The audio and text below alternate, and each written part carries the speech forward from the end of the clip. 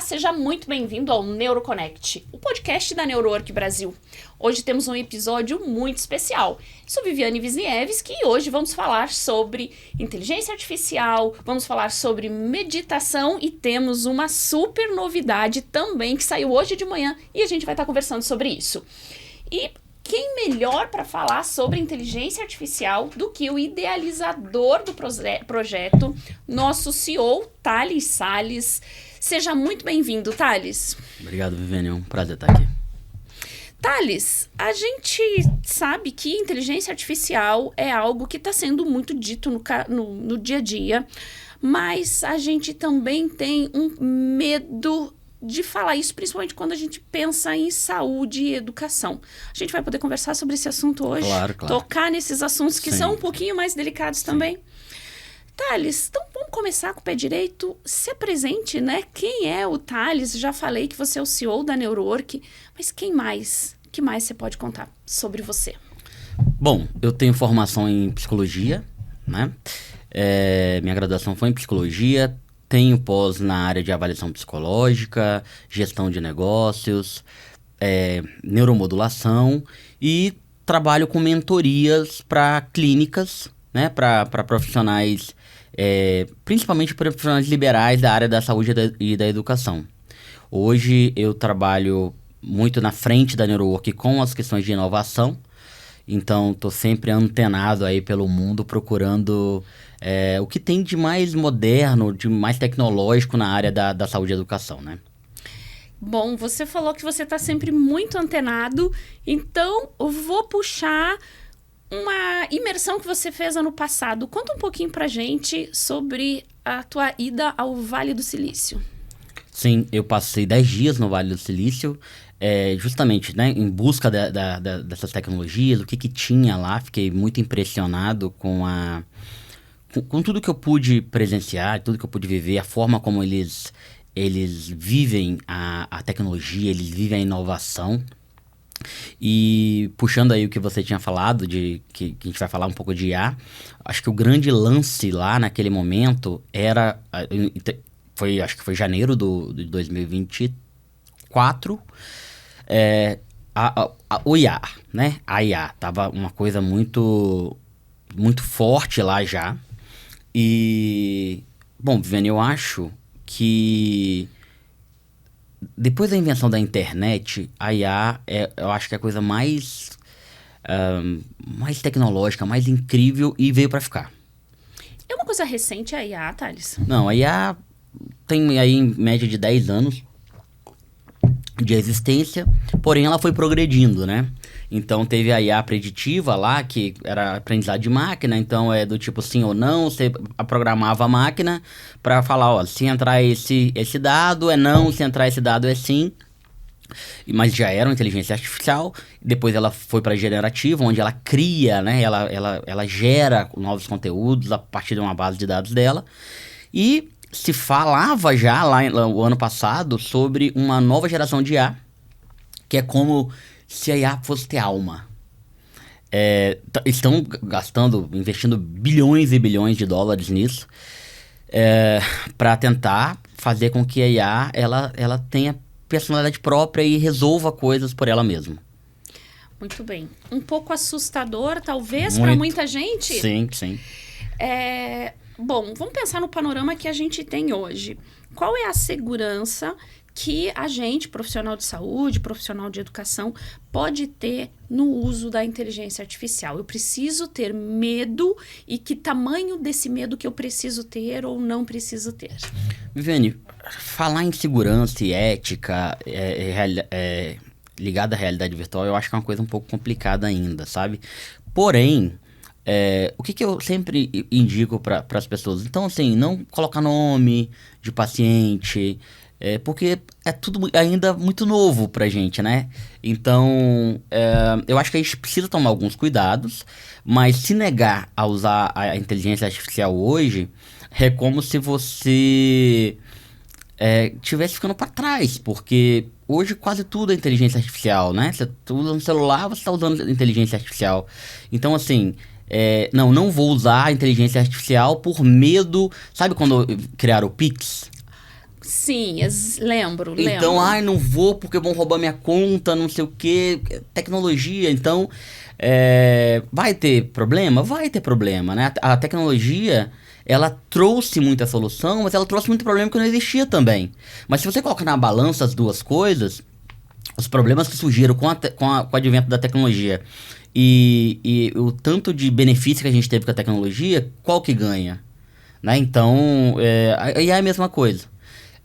Tem seus problemas, tem suas limitações, e eu acho que vai ter sempre, né? E quando falaram, porque a nova geração de IA vai ter alma. Tem uma palavra em inglês que eles usam que eu não me lembro agora, mas a tradução seria isso, vai ter alma. E aí eu pensei, gente, eu acho que eles não definiram nem o que é uma alma humana ainda, né? E como que vai ter alma na inteligência artificial. Mas enfim, eu não duvido que chegue a esse ponto. Se fala lá no Vale, muito comum, assim, que daqui a pouco tempo as pessoas vão se apaixonar pela IA. As pessoas vão casar com o robô. E parece uma coisa desesperadora, mas vai ser a realidade. E eu acredito cegamente que isso vai acontecer. Você já viu o pessoal se apaixonando pela IA? Então, tem pessoas que têm namorado na inteligência artificial. Não te assuste, mas eu sempre recebo lá no Instagram uma sugestão de namorado de IA. Olha... Mas... Eu não ganho da IA, não faz isso. Não experimentei ainda, tá? Mas sempre é uma possibilidade. É importante a gente deixar as pessoas com um pouquinho de receio, né? Bom, então você entende, pelo que você me contou, que hoje a inteligência artificial é um grande aliado para os profissionais de saúde e educação. Temos que ter uns cuidados éticos, mas da mesma maneira que eu tenho que ter um cuidado ético sem ter acesso à inteligência artificial. Então, acho que isso se mantém. Eu vou te dar um exemplo dessa questão de segurança, por exemplo. Você tem um assistente na sua clínica, por exemplo. Você vai fazer um prontuário de um paciente, com o nome dele, tudo, tá lá. Ela tem acesso.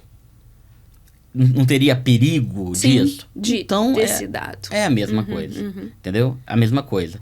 Então, temos que tomar cuidado, acredito muito nisso, mas... é uma ferramenta e não usá-la é ficar para trás. Bom, inteligência artificial hoje eu tenho muitas opções. Se eu pesquiso na internet, olho lá, então tem uma infinidade de inteligência artificial. A gente já tem muita coisa para nossa área dentro da psicologia, da psicopedagogia. Muito. Já temos muitas ferramentas até fora do Brasil e tudo. Nós lançamos agora, né, a nossa plataforma de inteligência artificial para saúde e educação, onde nós estamos todos os dias criando novos assistentes. Demora um pouco, né, o processo, porque precisa alimentar tudo isso e de forma muito responsável. Então, a gente tem usado muita literatura e literatura mais validada, né? Mas... a nossa... o Marcos colocou aqui pra gente. Colocou, o Neuria Lab. Hoje nós temos assistentes para neuromodulação, para psicologia, para fonoaudiologia, para psicopedagogia. Estamos colocando essa semana para terapia ocupacional. E a ideia é abarcar todos os profissionais da saúde e educação. Porque tem muitas ideias de ferramentas que podem ajudar muito. O que eu acho o máximo em relação a essa ferramenta da IA Lab é porque se a gente pensa no ChatGPT, que é o que é mais conhecido para todo mundo, você não tem nada específico, você tem que saber o que colocar lá. E o que eu mais gostei nesses robôs, né, nesses agentes ali, foi o fato dele te direcionar muito para aquilo que você quer. Então, se você começa a falar do seu paciente, a IA vai te questionar mais coisas para que você possa alimentar, para que ela possa te dar uma resposta. Ela te direciona, né? Então, por exemplo, se você usar o ChatGPT, por exemplo, você vai lá, você vai ter que criar todo um prompt, você vai ter que pensar como que a IA vai te responder, porque senão ela alucina também. E ali não, ali aquela IA ela é pronta para aquilo ali. Ela não serve para outra coisa, ela serve para aquilo ali. Então, se você coloca dados que ela entender que ela não dá conta de responder, ela vai te perguntar, não, tá, mas e isso? Você tem que responder para ela criar. Porque a função dela, por exemplo,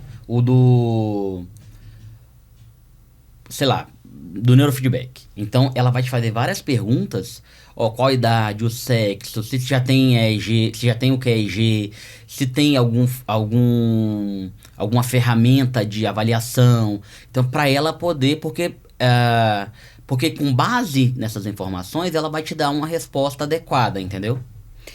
Eu fiz vários, claro, pra gente chegar aqui onde a gente chegou, a gente fez vários testes e eu fui uma das pessoas que eu fiz os testes, né? Sim. E eu fiz exatamente isso. Coloquei coloquei poucas informações. Falei, o que ela vai fazer com pouca informação? E ela fez o que eu realmente gostaria que ela fizesse. Ela me questionou, ela me pediu mais e mais informações para que ela pudesse me dar uma resposta consistente. Então, eu realmente gostei muito disso, porque se você não coloca tudo, ela vai te perguntar, ela vai te questionar. E quanto mais dados você coloca, melhor ficam as respostas, com certeza. E isso ajuda muito no nosso raciocínio clínico, porque às vezes a gente precisa de pessoas que façam perguntas para a gente, e nem sempre a gente tem essa pessoa que questione a gente a respeito daquele caso. E a IA acabou criando esse papel para mim de alguém que me questionasse algum ponto que, puxa, naquele momento passou. Então, acho que isso foi realmente muito importante e a gente tem uma grande quantidade de agentes de IA, ajuda bastante a ser muito específico, né? Cada caso eu pego um agente específico e ele vai me direcionar ali. Eu acho isso muito fantástico. Cara, por exemplo, o tempo que você gasta para fazer um laudo, você aí que fez muito laudo na vida. Muito. Quanto tempo você gastava para fazer um laudo? Eu passava finais de semana, eu levava todo o meu... Falando em segurança, né? Colocava todo o material embaixo do braço, levava para casa. Aí todas as pessoas da sua casa tinham acesso a esses materiais, né? Se quisessem pegar... Olha a segurança aí.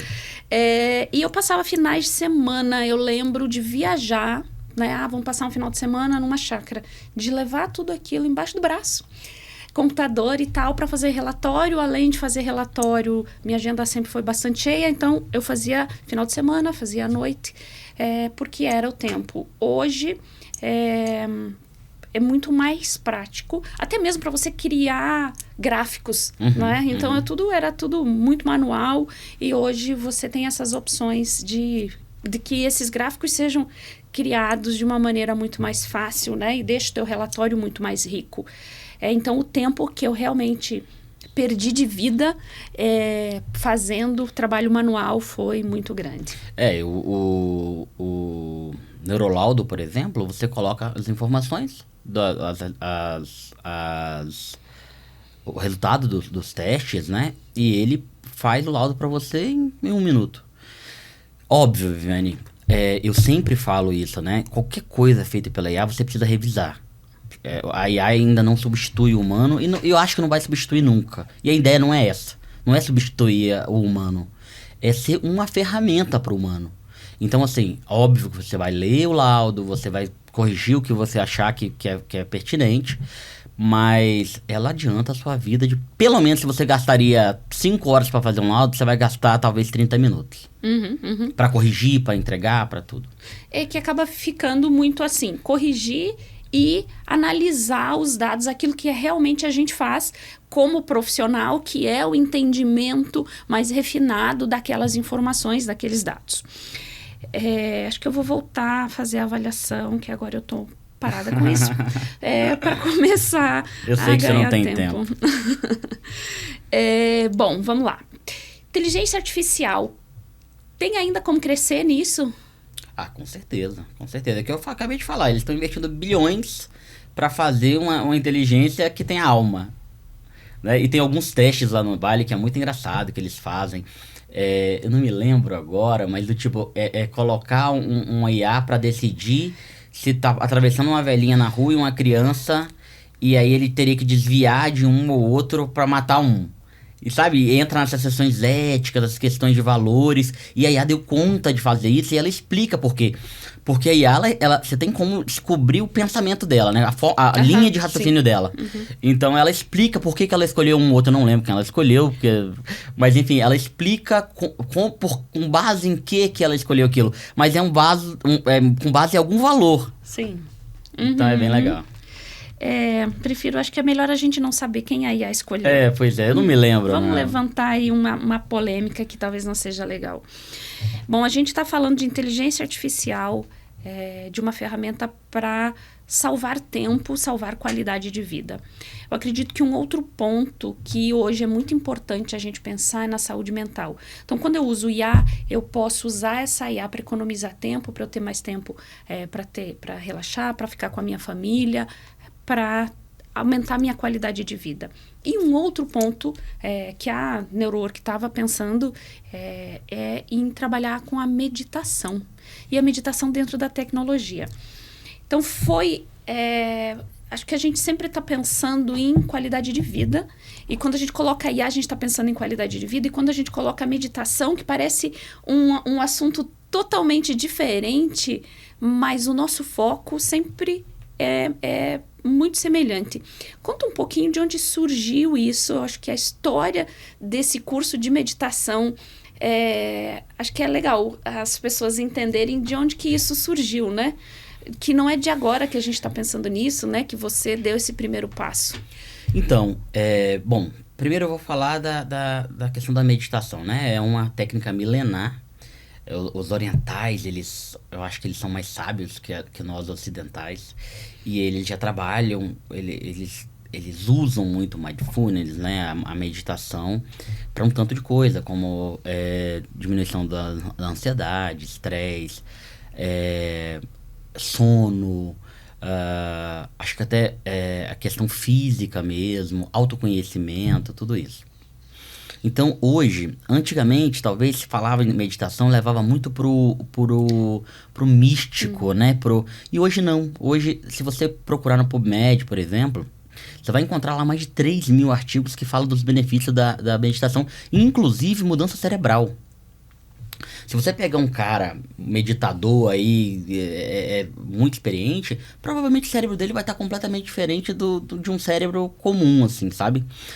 E aí, eu já queria trazer essa questão da meditação há bastante tempo, mas eu ainda acho que as pessoas têm um pouco de preconceito de levar muito pro místico, pro espiritual, embora eu não vejo problema nenhum, né, nessa questão espiritual. Eu acho que nós temos nós somos seres espirituais também, mas eu queria de alguma forma trazer o mindfulness, a meditação para dentro da NeuroWork. E aí eu conheci o Caio, que é um professor de meditação, e é um cara que entende muito de EEG, e ele faz a meditação guiada pelo EEG. Então, assim, ele coloca o paciente, o aluno dele, a pessoa que ele está ajudando na meditação, e coloca o EEG e vê de fato se o cara está meditando, se o cara está mudando o cérebro naquela hora. Porque eu acho, por exemplo, na clínica, eu já atendi várias pessoas que falavam que fazia meditação. Eu medito tantas horas por dia. Mas será que de fato ele medita? Porque quando eu colocava o cara dentro no EEG, o cara tinha 1 milhão de beta. O cara tinha maior dificuldade para fazer o neurofeedback. Será que ele tem realmente ele medita? Realmente ele consegue mudar o estado cerebral? Porque a meditação é isso, mudar o estado cerebral. Fechar o olho aqui, talvez eu não esteja meditando. Você lembra, a gente uma vez fez um mapeamento de um aluno nosso, hoje ele é treinador, e o cérebro dele de olhos fechados era totalmente diferente de olhos abertos, justamente porque enquanto ele estava de olho fechado, depois ele contou que ele estava fazendo técnica de meditação e era muito visível a diferença daquele cérebro de olho fechado e olho aberto. Sim. É muito legal essa história mesmo de São Paulo, né? De São Paulo. Sim, lembro disso, foi uma coisa. E a gente ficou, na hora que a gente terminou de fazer o mapeamento dele, ele não tinha falado nada, a gente falou, mas que estranho. Que é isso? A gente nunca viu isso, né? Eu nunca tinha visto um padrão daquele. E aí depois ele falou, não, eu faço meditação, pratico meditação, lembro, sim. Foi muito interessante. Foi muito legal. E eu acho que foi nesse momento que startou pra mim, sabia? E eu nunca tinha pensado nisso, mas talvez foi nesse momento que startou. Eu falei, cara, a gente precisa trazer isso pra ciência, assim, para as pessoas terem acesso realmente a isso. Então, o Caio é uma pessoa que já trabalhava dentro da escola dele, né, de meditação. Ele já usava nos usuários para ver, entender. Chamei ele, falei, Caio, vamos fazer um curso, vamos levar isso para as pessoas, para que as pessoas possam viver isso, para as pessoas possam fazer isso com os pacientes dela, né? E aí nós montamos esse curso, nós ficamos aí um tempo namorando o curso e tal, e conseguimos montar um curso bem bacana, assim, que vai poder provar para a pessoa que de fato ela está meditando. Eu acho que o legal desse curso também ele vai ser colocado não só como um curso teórico, mas como uma imersão nesse mundo. Isso. Então, não vão ser só aquelas aulas, vão ser aquelas aulas com atividades diárias que cada um vai fazer, vai aplicar em si e vai ter a oportunidade de aplicar, né, como experiência no outro. E isso vai ser acompanhado durante todo o período do curso. Talvez eu acho que você também não sabe de uma coisa bem interessante que aconteceu assim, antes de ontem, que o curso estava marcado para uma determinada data. E o Caio manda uma mensagem e diz assim, Viviane, eu tô com um problema. Eu falo...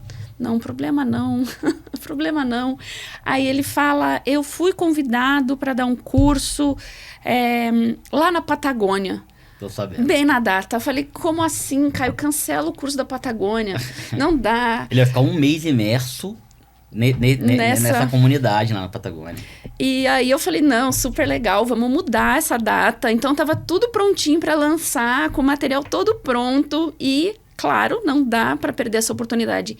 Quero dizer isso porque a gente está diante de um profissional que tem muito conhecimento, que está sendo convidado para dar um curso fora do país a respeito de meditação. Então, o caminho dele é muito científico, né? Ele Sim. fala da meditação com propriedade, mas também com muita base em funcionamento cerebral Sim. e em ciência. Ele tem projetos, inclusive, com professores de universidades de fora do Brasil. Ele tem acompanhado pesquisa, ele tem ajudado nas pesquisas de universidades de fora do Brasil, se eu não me engano, da Alemanha, Estados Unidos. Eu não me lembro bem agora, mas ele já está fazendo um trabalho com esse pessoal já tem um tempo. Acho que isso é interessante para a gente pensar, desmistificar também essa questão de que meditação é só algo que não tem comprovação científica, ou que é só ligado à questão espiritual. Místico. Isso muito mais do que isso. Isso já está totalmente em desuso. Não dá para falar de meditação e não falar de ciência mais. Muito bem.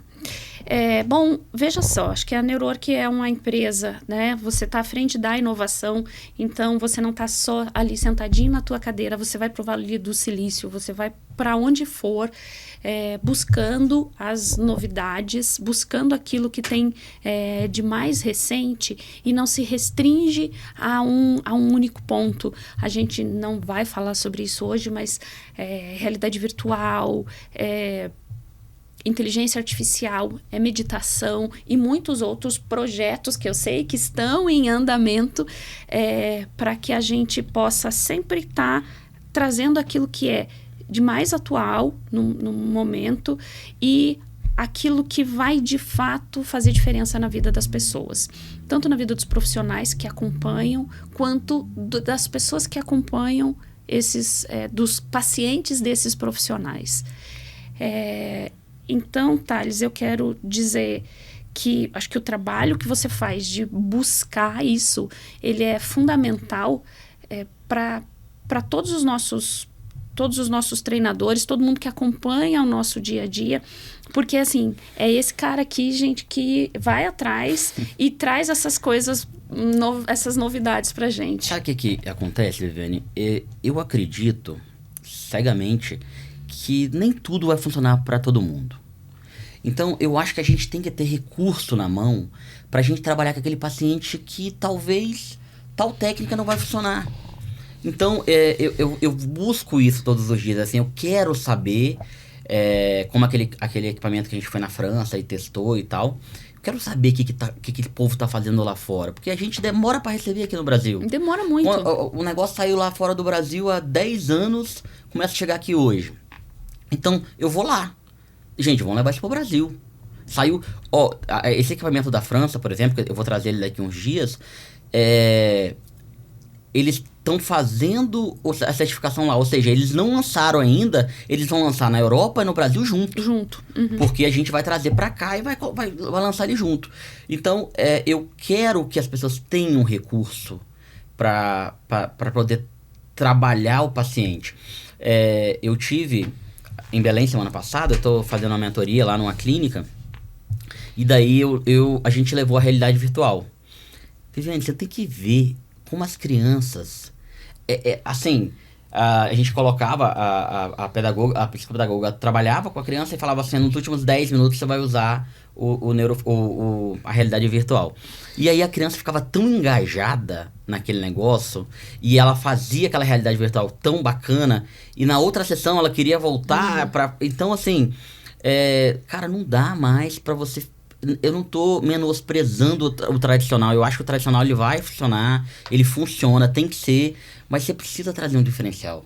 Porque senão você vai ficar para trás. Quem não se adequar à tecnologia vai ficar para trás. Quem hoje não tem um celular, Viviane? Uhum. Não dá para negar a tecnologia, sabe? Eu acho que... você quer ver uma coisa do Neuro AI Lab, voltando lá no primeiro tópico? O que acontece? Nós desenvolvemos lá um simulador de paciente. Isso que eu acho mais divertido, tá? Sim, ele é um paciente simulado. E aí eu tô trocando ideia com algumas faculdades pra gente adaptar isso às faculdades. A gente até fechou uma agora. O que acontece com o aluno de psicologia? Ele entra no curso de psicologia, ele passa 6 ou 7 períodos para ter a prática clínica. Aí chega na prática clínica, ele vai ter que aprender ali, ele vai ter que se virar ali com o paciente dele real. Será que isso é muito seguro? Será que ele está preparado? Porque assim, eu me lembro quando eu fiz minha faculdade, eu não me senti preparado para minha primeira sessão. Sinceramente, saí de lá desesperado. Será que se aluno tiver a prática do manejo terapêutico, da escuta, desde o primeiro período, por exemplo, ele fez uma matéria de psicanálise, e ele pode ir lá no chat, na IA, no chat conversar com o paciente numa abordagem psicanalítica para ele entender, por exemplo, como que seria. Ele pode não fazer nada, ele não tem conhecimento para isso, mas ele não está ferindo ninguém, ele não está atrapalhando a vida de ninguém. E aí, se ele vai fazer isso desde o primeiro período para chegar lá no 7º para ele atender, ele vai estar com muito mais segurança para fazer aquilo. Né? Hoje a medicina, por exemplo, está mudando. Os meninos estão indo para unidade de saúde desde o 2º período. Desde o primeiro período.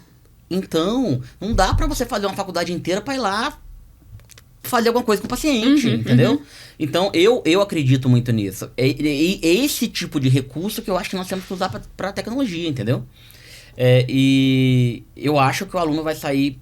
Primeiro que vai dar muito mais gosto para ele estudar desde o começo, né? A gente passa a faculdade toda na teoria pra gente tentar entender como é que é essa prática. E eu acho que isso vai ser muito interessante para esse tipo, por exemplo. Para essa finalidade.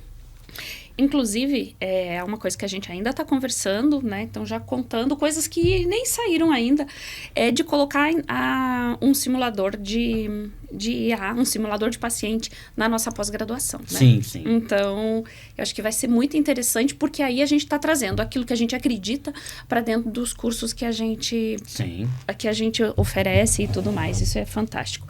E assim... acredito que bastante gente que assiste os nossos podcasts já acompanham a gente ou já são nossos alunos, alguma coisa assim, mas não, tem gente que ainda está entrando nesse campo, e quem está entrando no campo, a gente tem o congresso, que é o Contase, que vai acontecer agora em 2026, e é essa novidade que eu queria contar, que a gente soube, na verdade, ontem no final da tarde só. Sim. A gente tem um palestrante, então conta aí pra gente. Vou dar a honra para você contar o nosso palestrante confirmado, palestrante internacional que agora sim está confirmado. Professor direto de Harvard, né? A gente tem feito uma parceria muito interessante com Harvard, né? Com os professores de Harvard na área de neuromodulação. E ele... o Ortega, né? Jorge Ortega. Jorge Ortega, eu não lembrava o primeiro nome dele. Mas é uma pessoa sensacional nessa área, né? A didática dele é fantástica. E o conhecimento, ok, né? Ele tem isso, não tem dúvida. Harvard, né, Viviane? Sim. Então não precisa falar de conhecimento do cara. Não é o problema. Mas a didática, a maneira como ele transmite aquela informação é algo encantadora. Então acho que a gente vai ter ali o Contase promete muita gente legal, né?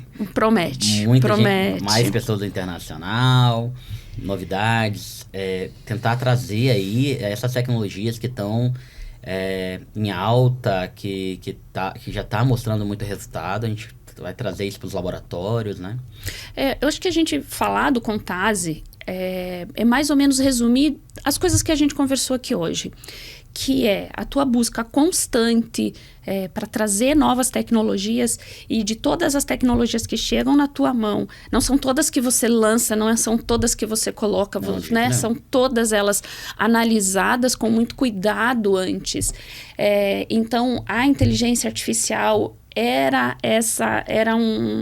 foi um projeto, né, de acompanhamento até que ele se tornasse realidade. O curso de meditação, mesma coisa. Eu acredito que o Contase, ele vem para concretizar muito essa ideia de você colocar ali o que tem de novidade, o que tem de mais atual, e aquilo que você já testou, aquilo que você confia. Exatamente. Eu acho que antes da tecnologia precisa vir a responsabilidade, né? E eu realmente, só aceito para minha vida, para nossa empresa, algo que tenha um fundamento científico, algo que realmente eu acredito que funcione. Eu falo que as pessoas falam que eu sou bom vendedor. Eu falo que eu não sou bom vendedor. Porque o bom vendedor, ele vende qualquer coisa. Eu só vendo o que eu acredito. Se eu não acredito, eu não consigo. Eu tinha um negócio. Eu fiquei pensando nisso. Mas ele eu não vou contar vai um negócio. Não vou. Não vou. Mas eu tinha um negócio. E aí eu ia fazer compras nesse negócio com a minha tia, que já é uma senhora. E chegava lá, ela falava assim: meu filho, você tem que comprar isso. Eu falava: tia, isso é muito feio. Filho, mas as pessoas gostam, né? Você acha feio, mas as pessoas gostam. Eu falei: tia, mas como é que eu vou vender? Se a pessoa me perguntar, é bonito? Eu vou falar: não, eu não vou falar que é bonito.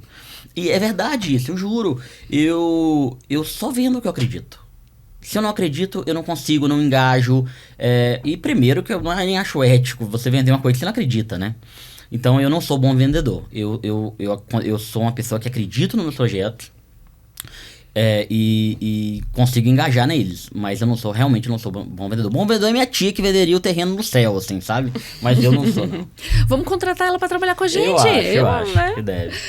Olha só, então, para quem se interessou pelo Contase, a gente está com as inscrições, primeiro lote, até 31 de outubro. Ai, meu Deus, falar a data errada aqui, não posso. Mas acredito que é o primeiro lote até 31 de outubro com preço super especial. Acho legal garantir a vaga, porque são vagas limitadas, porque nós temos um espaço limitado, né? Senão a gente faria mais. E, na verdade, o ano passado, a gente vai fazer no mesmo lugar do ano passado, e o ano passado lotou. Deixa eu contar uma coisa pra você. O ano passado foi esse ano. Eu também falo. É verdade. Eu também cometo esse delito. É verdade. Eu falo, ano passado. Não, esse ano passado foi esse ano. Foi em maio desse ano, né? O nosso mundo, ele é muito rápido, né, sim, Thales? Sim, mas ele lotou, esse ano ele lotou. E acredito que as vagas vão acabar muito rápido. Muito antes do tempo, assim. Então eu acho que quem realmente quer precisa garantir logo a vaga, porque não tem espaço lá. Não tem como aumentar a quantidade de vagas, né? E não tem como a gente mudar de lugar nesse momento, né? Quem sabe para o próximo, mas para o próximo ano, né? 2026, já tá fechado, o local já está fechado, então temos essa limitação de espaço mesmo. Mas dá tempo, começou agora. Acho que participar do Contase é conhecer o professor Dr. Jorge Ortega Marques, e foi muito difícil trazer ele, tá, gente? Porque o Felipe Fregni ele precisou liberar, né? Harvard precisa liberar esse professor e aí foi difícil, mas a gente lutou e conseguiu, né? Logo a gente tem outros palestrantes que já estão praticamente confirmados, mas para que a gente traga isso publicamente é importante a gente ter isso bem oficial. E falando em Harvard, vamos aproveitar para falar que a gente ainda tem algumas vagas para Harvard 2026, maio. Maio. Uhum. Que também tem aula com ele, com o professor Jorge Ortega lá. A Neuroexpedições foi maravilhoso, né? Que foi esse ano, a nossa primeira com Harvard. A experiência, né, Viviane? Assim, fora o conhecimento, a experiência de estar dentro de um auditório de Harvard é louco demais, né? Ó, eu arrepio até agora, porque realmente foi algo... além do conhecimento, essa experiência, essa emoção de estar dentro de Harvard é algo indescritível. Choraram. As pessoas choravam. Uhum. É muito legal. Já que a gente está falando, né, gente, vamos aproveitar. A próxima turma de Harvard vai jantar, vai poder ter a opção de jantar onde, Thales? Não lembro. Ah, não, Thales, não acredito nisso. No clube, no jantar, no clube de Harvard, isso. que é exclusivo, só que tem que marcar antes, tem que, enfim, E os professores vão estar, né, no jantar. Os professores vão estar no jantar. Então, é uma coisa super legal e a gente nem tá falando muito sobre isso, não. Olha aqui, Harvard, olha lá, Thales Salles, olha que lindo. Não, é muito lindo, cara. Foi sensacional isso aí. Acho que foi um dos momentos mais emocionantes da minha vida, estar em Harvard, abrir esse curso. E assim, né, Viane, foi muito difícil essa parceria, né? Foi difícil. A gente, tivemos que mandar 1 milhão de documentos, provar um tanto de coisa, porque Harvard realmente não vai fazer parceria com qualquer empresa, né? Eles têm um nome a zelar muito grande, eles têm muita burocracia. Mas graças a Deus deu certo e a gente está firmado com eles aí por um bom tempo. Sim. Bom, a gente ficaria, acho que vocês já perceberam que a gente ficaria horas aqui falando de todas as nossas novidades ou experiências que já passaram. Mas nosso tempo é limitado aqui, então, Thales, quero agradecer. Na verdade, quero agradecer a parceria da vida, né, que acho que todo mundo sabe, esse é meu marido. A parceria da vida, a parceria de tudo que a gente construiu e do que a gente ainda vai construir. Me emocionei. Obrigado, meu amor. Eu também tenho que te agradecer. Eu acho que a nossa parceria fez com que a gente chegasse aqui, que a gente conseguisse chegar nessa empresa tão respeitada, tão fundamentada. E isso... Acho que eu sou um cara inovador e eu sei disso, mas se não fosse todo o seu conhecimento também, a gente não estaria aqui. Uma boa parceria, né? Uma boa parceria. Muito bem. Então, muito obrigada. Assistam todos os nossos podcasts, porque a gente tem já alguns gravados que já estão no ar, outros que ainda vão pro ar, mas a gente sempre está trazendo novidades, profissionais muito capacitados. Então, continue acompanhando a gente tanto no podcast, no YouTube, no Spotify e as nossas outras redes sociais. Até a próxima!